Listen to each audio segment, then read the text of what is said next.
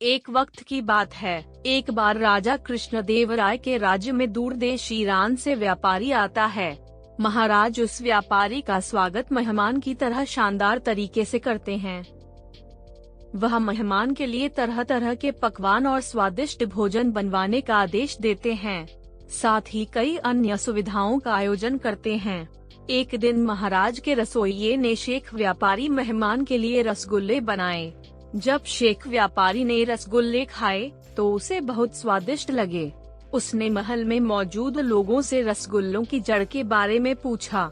यह सुनकर रसोइया समेत महल के कई लोग सोच में पड़ जाते हैं। शेख व्यापारी की मांग के बारे में महाराज को जानकारी दी जाती है।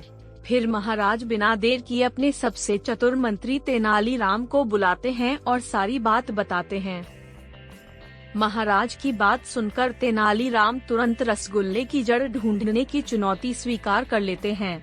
वो महाराज से एक कटोरे और छुरी की मांग करते हैं, साथ ही एक दिन का समय भी मांगते हैं। फिर अगले दिन महाराज की भरी सभा में तेनालीराम कटोरे में रसगुल्ले की जड़ लेकर आ जाते हैं। कटोरा मलमल के कपड़े से ढका होता है। तेनालीराम उस कटोरे के साथ शेख व्यापारी के पास जाते हैं और उन्हें कपड़ा हटाने को कहते हैं। जैसे ही शेख व्यापारी कटोरे का कपड़ा हटाता है तो वहाँ बैठा हर कोई हैरान हो जाता है। उस कटोरे में गन्ने के कई टुकड़े होते हैं। महाराज के साथ हर कोई हैरान होकर तेनालीराम से पूछता है कि यह क्या है। बुद्धिमान और चतुर तेनालीराम अपनी बात रखते हुए सभी को समझाते हैं कि कोई भी मिठाई चीनी से बनती है और चीनी को गन्ने के रस से बनाया जाता है, इसलिए रसगुल्ले की जड़ गन्ना है। तेनालीराम की यह बात सुनकर सभी हंस पड़े और खुश होकर तेनालीराम के बात से सहमत भी हुए। कहानी से सीख।